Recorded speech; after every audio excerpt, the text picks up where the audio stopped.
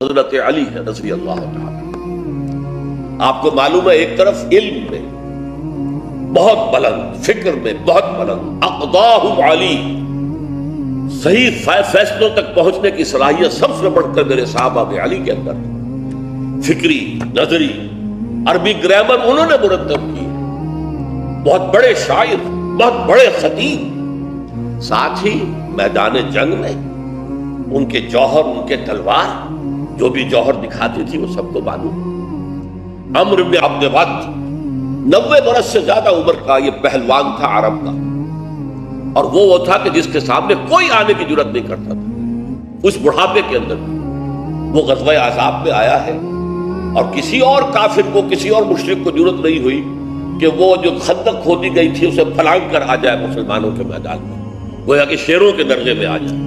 یہ بات در حقیقت یہ ہے، یہ ظلم بھی آپ کو معلوم ہے، ہمارے سنی بھائی بھی کرتے ہیں یہ عوام الناس. یا علی مدد، کسی نے یا محمد مدد نہیں کہا آج تک. جنہوں میں یا محمد تو لکھا ہوا ہے، لیکن یہ یا محمد مدد کا نعرہ کہیں بھی میدان میں نہیں لگا. مدد کا نعرہ لگتا ہے تو حضرت علی رضی اللہ تعالیٰ عنہ کے نام کے ساتھ. یہ حضور نے فرمایا تھا، اے علی تمہاری مثال عیسیٰ کی سی ہے. عیسیٰ کے بارے میں لوگ دو انتہاؤں میں مبتلا ہو گئے. محبت اور عقیدت میں غرور کرنے والوں نے انہیں خدا کا بیٹا بنا دیا، اور ان سے دشمنی اور عداوت رکھنے والوں نے انہیں کافر اور مرتد قرار دے دیا. اسی طرح تمہارے معاملات بھی ہوں گے.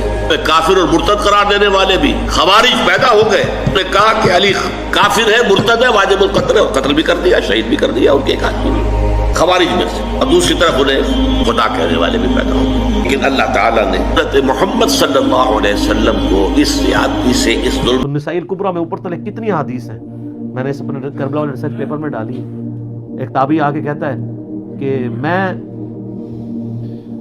اس دنیا میں سب سے بڑھ کر سیدنا علی سے محبت کرتا ہوں. تو سید ابن زیاد نے یہ نہیں کہا تو شیعہ ہے یا رافضی ہو. آپ فرمایا تجھے خوشخبری ہو، تو ایک جنتی شخص سے محبت کرتا ہے. وہ آپ صحابی یہ بھی نہیں کہہ رہا کہ سب زیادہ محبت اور رسول اللہ سے ہونی چاہیے. یقیناً نبی علیہ السلام سے بھی ان کی محبت ہوگی، ان سے بڑھ کے ہی ہوگی. حماس علی رضی اللہ تعالیٰ عنہ کے بارے میں آتا ہے کہ جب وہ جنگ میں تھے کسی، تو انہوں نے نا کسی کافر کو جو دشمن تھا اس کو نا گرایا ہوا تھا زمین پہ، تو اس کو بس وار کرنے لگے تھے، اس نے نا تھوک دیا ان کے منہ پہ. تو حضرت علی، حالانکہ کتنا مومنٹ ہے، وہ غصہ بھی ہوتا ہے اور سارا جذبات ہوتے ہیں میدان جنگ میں، تو حضرت علی نا پیچھے ہو کے ریٹیلیٹ کر کے اس نے پوچھا کہ آپ نے مطلب کیوں، اچھا خاصا موقع تھا آپ کے پاس. تو حضرت علی نے کہا کہ جب میں تمہارے سے پہلے جنگ کر رہا تھا نا، تو میری جو نیت تھی وہ اللہ کے لیے جنگ ہو رہی تھی، میرا تم دشمن اللہ کے لیے تھے.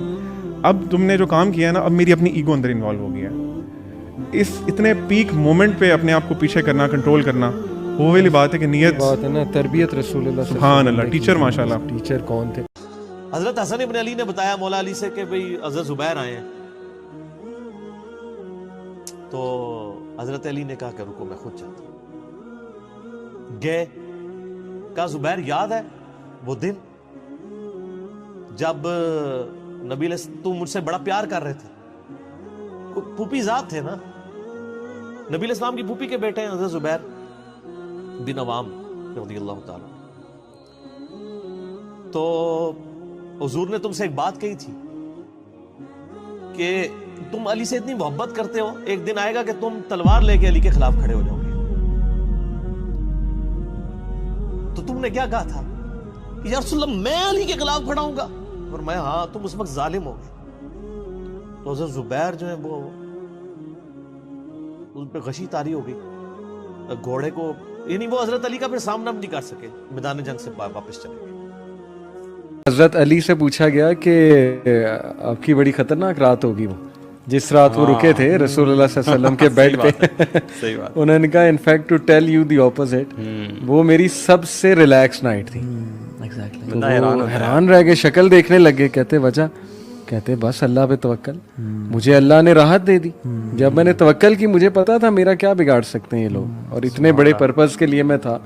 تو صحابہ کی لائف پڑھنا بہت ضروری. میں نے خالد بن ولید شروع میں مینشن کیا، he said on his death bed کہ سارے کوورڈز کو میسج دے دو، ڈرپوک لوگوں کو میرا، کہ اگر میدان جنگ میں موت ہوتی تو سب سے پہلے میں مرتا، کیونکہ سب سے آگے یہ ہوتے تھے. صحابہ کی گواہیاں ہیں کہ سب سے پہلے رینکس کو چیرتے ہوئے آگے جاتے تھے. کوئی ایک جسم کا وہ نہیں تھا اعضاء جہاں پر یہ تلوار کے نشان، لیکن کہتے look I am dying like a camel on my bed. انا للہ و انا الیہ راجعون، ہم تو مسافر ہیں، ہم اللہ کے پاس سے آئے، اللہ کی طرف ہمیں لوٹ جانا ہے۔